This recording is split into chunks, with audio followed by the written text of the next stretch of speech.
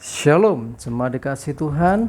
Kita berjumpa untuk kita bersama-sama akan belajar firman Tuhan. Saya percaya tadi Bapak Ibu Saudara sudah bersama-sama dengan keluarga memuji dan menyembah Tuhan, dan kita akan sama-sama renungkan firman Tuhan. Sebelumnya mari saya mengajak kita semua untuk berdoa. Saya antarkan. Bapa di surga, terima kasih, kami bersyukur pagi hari ini Engkau beri kesempatan untuk tetap bisa beribadah sekalipun kami tidak bisa bertemu langsung dikarenakan situasi dan kondisi yang sedang terjadi di negeri kami. Kami percaya Engkau tetap hadir melawat akan keluarga kami masing-masing. Dan biarlah setiap pujian yang kami naikkan, pengagungan dan syukur kami berkenan dan nama Tuhan dipermuliakan. Saatnya kami akan merenungkan firman-Mu ya Tuhan. Urapi hamba-Mu yang memberitakan dan kami semua yang mendengar firman Tuhan ini, sehingga kami menangkap, mengerti, menghidupi dan melakukan firman Tuhan dalam kehidupan sehari-hari. Minta pimpinan-Mu Roh Kudus dari awal sampai akhir pemberitaan firman ini, dan siapapun yang mendengarkan firman Tuhan ini diberkati oleh Tuhan. Terima kasih, di dalam nama Tuhan Yesus kami bersyukur dan berdoa. Amin. Bapak Ibu Saudara dikasih Tuhan, hari ini mungkin hari pertama kita mengadakan pemberitaan firman Tuhan secara streaming atau melalui media sosial. Tetapi biarlah firman Tuhan yang kita sampaikan ini bisa tetap diterima dengan baik. Mari sama-sama kita akan buka firman Tuhan terlebih dahulu di dalam Mazmur 91. Kita bisa baca dari ayat yang pertama nanti, tetapi saya akan ambil beberapa ayat saja supaya kita bisa renungkan ayat-ayat firman Tuhan yang kita bagikan kali ini. Judul perikopnya adalah dalam lindungan Allah. Saudara, kalau kita perhatikan ayat ini, kita akan menemukan beberapa ayat yang sepertinya itu sesuai dengan keadaan yang terjadi saat ini. Di antaranya saya bacakan ayat yang kelima, 6, dan 7. Engkau tidak usah takut terhadap kedahsyatan malam, terhadap panah yang terbang di waktu siang, terhadap penyakit sampar yang berjalan di dalam gelap, terhadap penyakit menular yang mengamuk di waktu petang. Walau 1.000 orang rebah di sisimu dan 10.000 di sebelah kananmu, tetapi itu tidak akan menimpamu. Saudara dikasih Tuhan, kalau kita perhatikan ayat firman Tuhan ini, ada satu jaminan perlindungan yang dari Tuhan bagi kita, untuk kita tidak takut menghadapi keadaan seperti yang kita baca tadi, diantaranya penyakit menular, seperti juga corona yang terjadi hari-hari ini. Walaupun tidak dipungkiri bahwa sesungguhnya penyakit corona itu adalah penyakit yang menggemparkan dunia. Tetapi kita sebagai anak-anak Tuhan, janji firman Tuhan, ada perlindungan dari Tuhan atas kita, orang-orang yang percaya. Mungkin kita akan seringkali dihadapkan satu pilihan yang sulit. Saya tetap beribadah ataukah saya tidak beribadah? Sebetulnya itu statement yang salah. Yang benar adalah kita tetap harus beribadah. Cuman bedanya kita beribadah di rumah atau di rumah ibadah. Di tengah situasi zaman ini, masa ini, pemerintah sudah mengeluarkan seruan atau anjuran supaya kita bisa beribadah di rumah. Saya kira itu adalah satu hal yang patut untuk kita sama-sama patuhi demi kepentingan bangsa dan negara.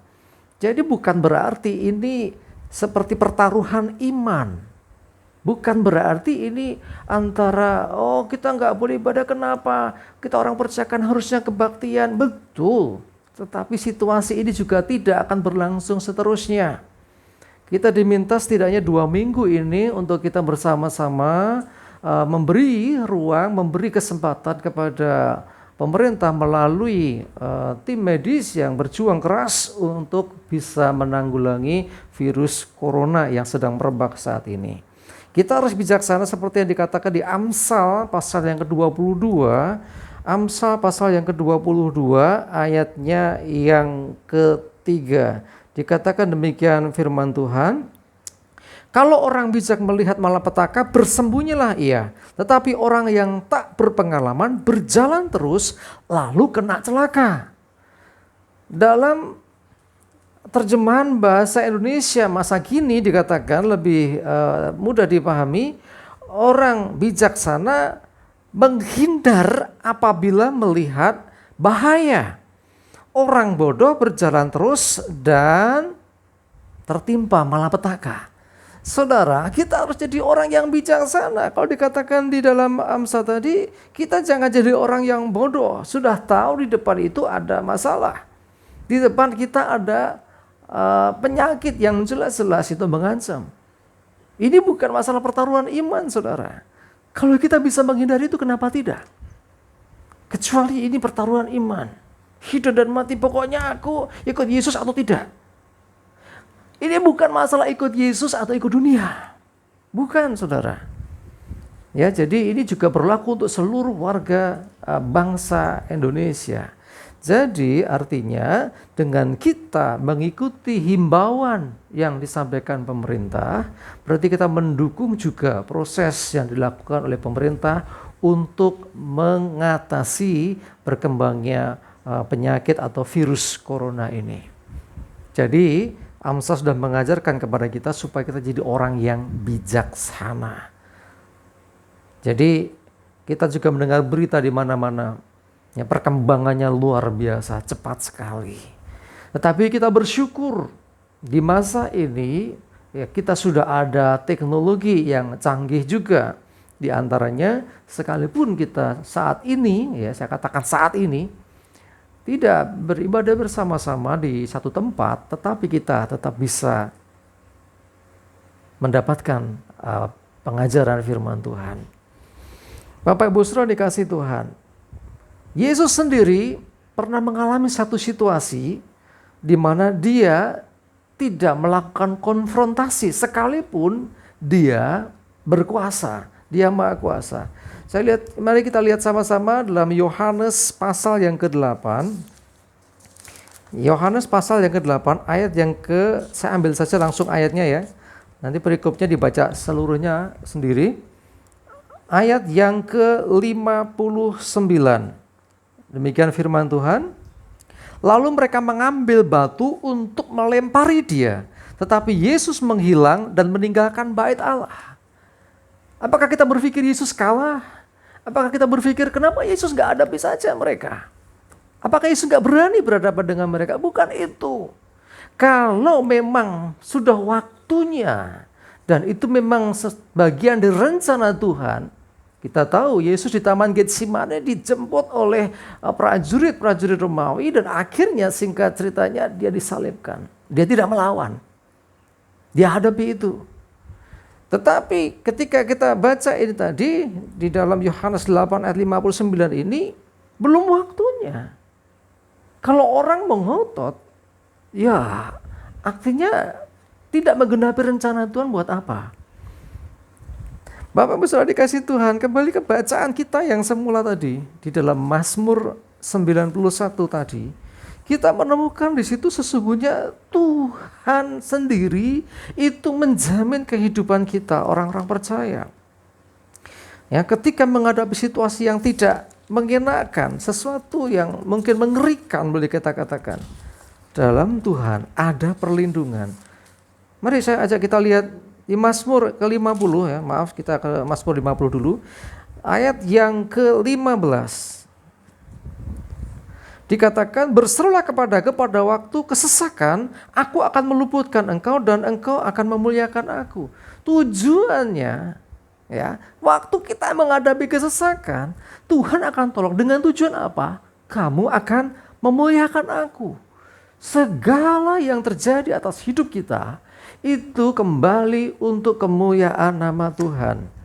Kalau seseorang menghadapi celaka, seorang menghadapi malapetaka, maju terus, ya ada malapetaka di depannya dia jalan dan dia akhirnya celaka. Apakah itu membawa kemuliaan buat Tuhan? Itulah yang ingin saya sampaikan untuk Bapak Ibu Saudara supaya Bapak Ibu Saudara semua bisa mengerti apa yang terjadi saat ini. Dan sesungguhnya di dalam Tuhan ada perlindungan. Kembali kita lihat Mazmur 91. Minggu yang lalu saya sudah sampaikan ini, kita lihat kembali ayat 14 sampai 16. Sungguh hatinya melekat kepadaku, maka aku akan meluputkannya, aku akan membentenginya, sebab ia mengenal namaku. Bila ia berseru kepadaku, aku akan menjawab, aku akan menyertai dia dalam kesesakan, aku akan meluputkannya dan memuliakannya. Dengan panjang umur akan kukenyangkan dia, dan akan kuperlihatkan kepadanya keselamatan daripadaku. Jadi Bapak Ibu Saudara dikasih Tuhan, kalau kita menyimak ayat ini, kita mendapati bahwa kunci penting yang harus kita pegang diantaranya adalah ya, kita harus memiliki hati yang melekat kepada Tuhan. Yang berikutnya, memiliki pengenalan akan Tuhan. Banyak orang merasa kenal Tuhan, sesungguhnya belum kenal. Dia lebih tahu ada Tuhan, dan percaya ada Tuhan. Tetapi dalam iman kita, iman Kristen, lebih daripada sekedar tahu. Harus sampai pada pengenalan akan Tuhan atau mengenal Tuhan. Hatinya melekat kepada Tuhan. Jadi sesungguhnya iman kita mengajarkan bukan sekedar sekali lagi kita ngerti, tapi mengalami. Itulah kekristenan yang sesungguhnya.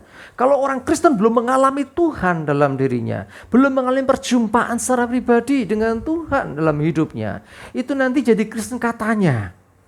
Kalau ngadepi masalah petaka, ngadepi masalah, nggak ngerti mesti berbuat apa.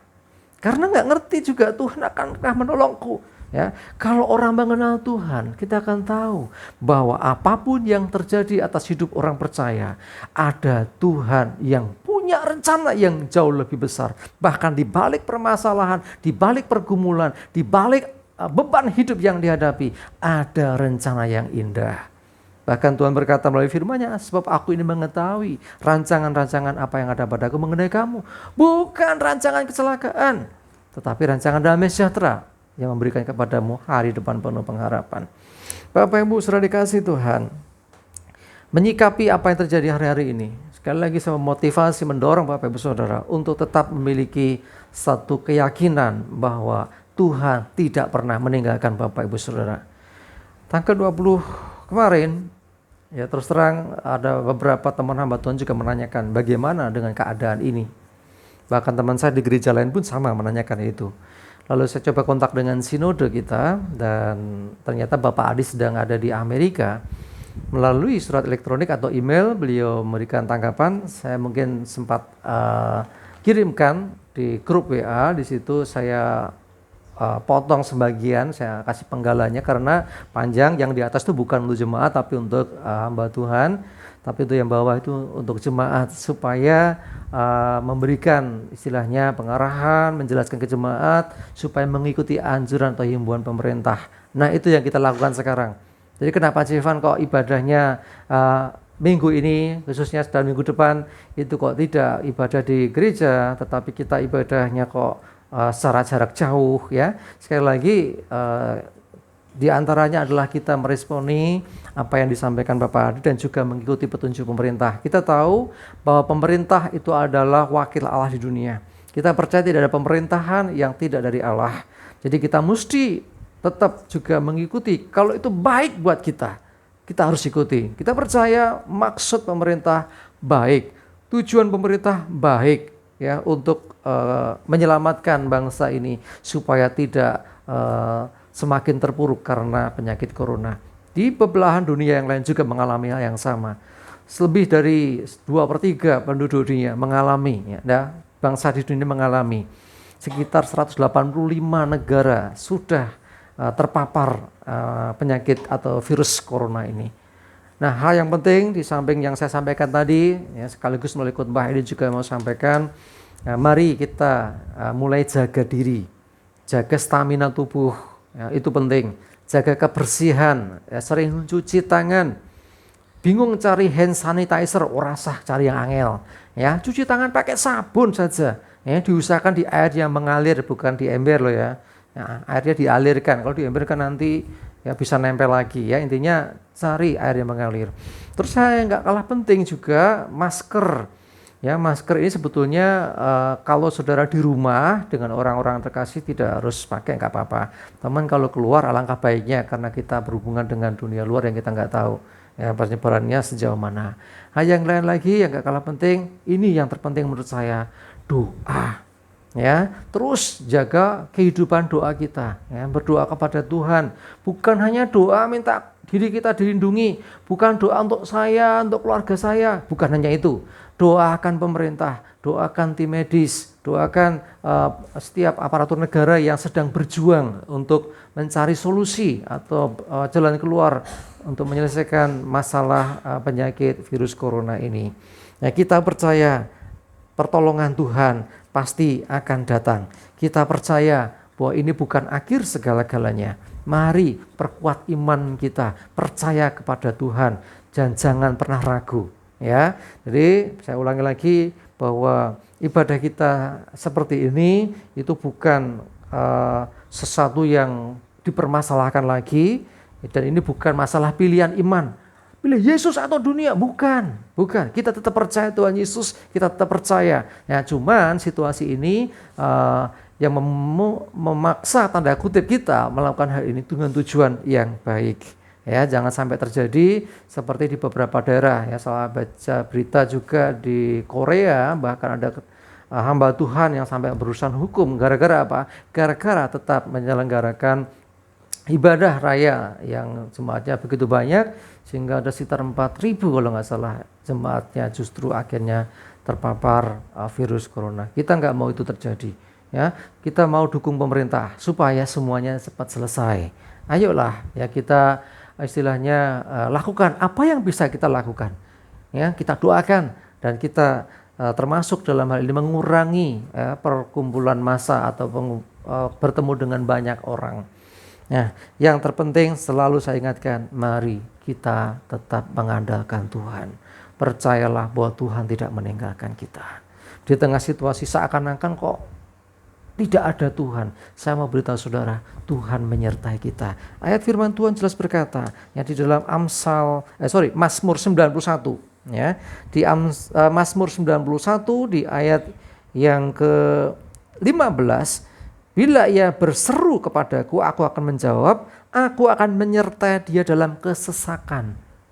Bangsa kita sedang mengalami kesesakan. Artinya ketika orang mau berseru kepada dia, kepada Tuhan, ya, ada penyertaan Tuhan yang nantinya dia akan meluputkan kita. Dan perhatikan ayatnya, dan memuliakannya. Jadi kita akan dibawa satu level yang lebih tinggi, dalam kemuliaan yang lebih tinggi. Jadi dalam kesesakan terjadi ini, mungkin bangsa kita ya tidak sedikit yang apatis, ya tidak sedikit yang cuek-cuek saja, nggak mau tahu dengan apa yang terjadi. Atau bahkan bangsa kita juga tidak sedikit yang putus asa, nggak ngerti piye to, saking paniknya, saking takutnya, khawatirnya, sehingga justru melakukan hal-hal yang itu tidak membawa kebaikan. Nah, solusi yang terbaik adalah datang kepada Tuhan, berseru kepada Tuhan. Ya, saya senang mendengar kemarin malam, ya, di Slogoimo, ya, saya dapat kabar dari Mbak Puput, ya, sampaikan mereka mengadakan doa syafaat. Terima kasih, kembangkan terus. Ya, saya berharap juga yang lain, ya, keluarga-keluarga, mari kita mulai adakan doa bersama. Ya, jadi ibadah kita ini boleh dikatakan mesbah keluarga. Ya, jadi melalui keluarga kita bangun mesbah, kita bangun korban syukur buat Tuhan, kita beribadah kepada Tuhan. Ibadah yang sesungguhnya itu adalah kita berfellowship dengan Tuhan. Nah, firman Tuhan tetap akan disampaikan walaupun tidak bertatap muka seperti yang biasa kita lakukan. Ya, jadi sekali lagi setelah ini nanti kembangkan terus, lakukan terus, ada waktu bersama dengan keluarga untuk berdoa, memuji dan menyembah Tuhan.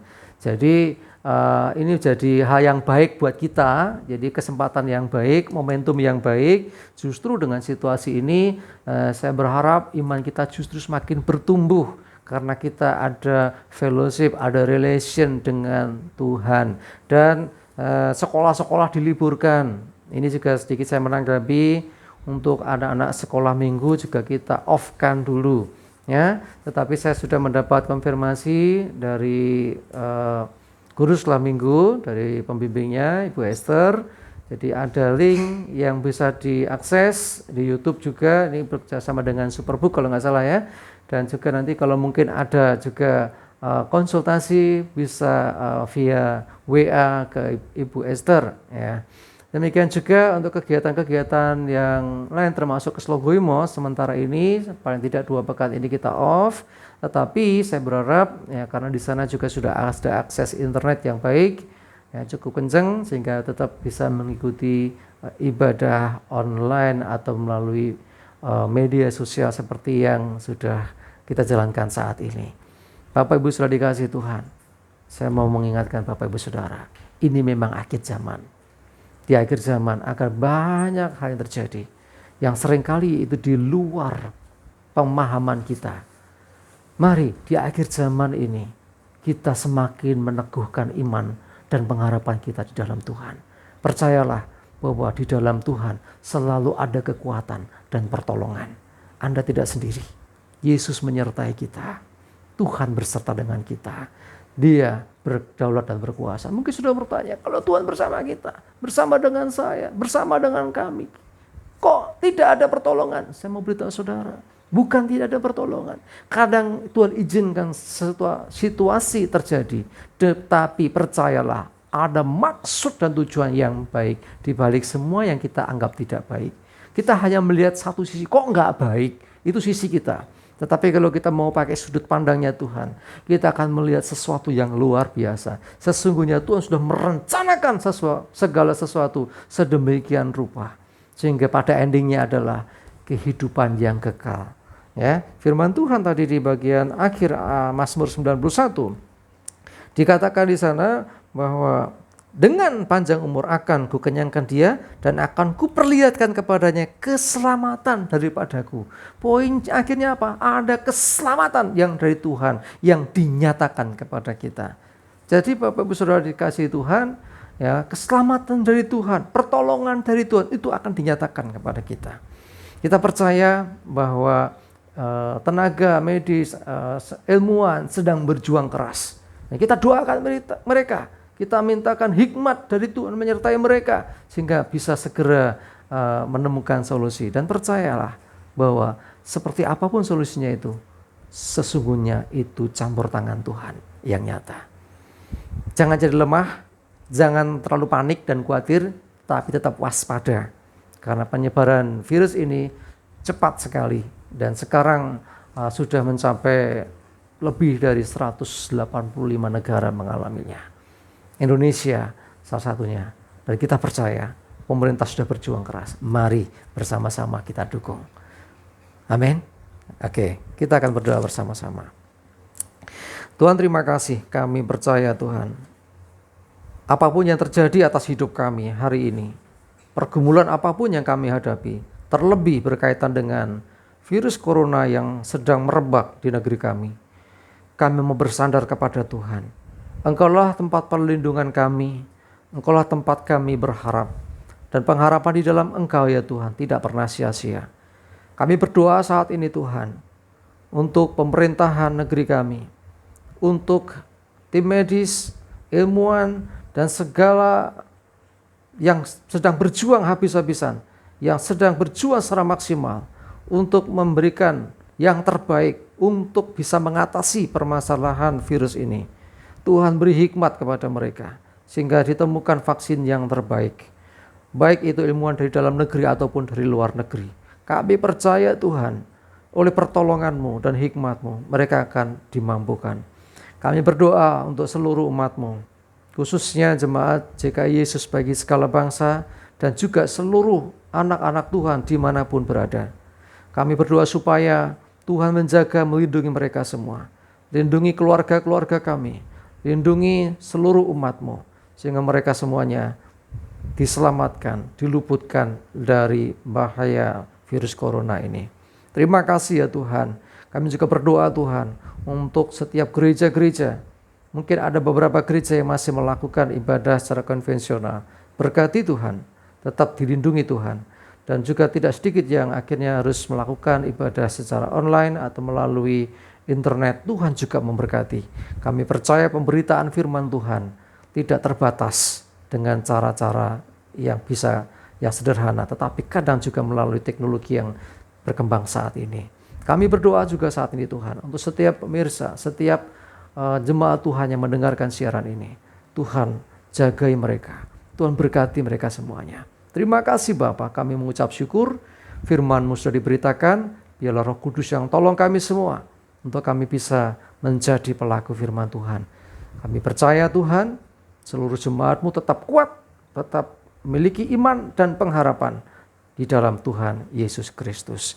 Terima kasih sekali lagi, ini hidup kami, keluarga, pelayanan, bangsa dan negara, semuanya kami serahkan dalam pertolongan, kasih dan anugerah Tuhan. Di dalam nama Tuhan Yesus Kristus, kami naikkan syukur dan doa kami. Haleluya. Amin. Terima kasih. Tuhan Yesus memberkati.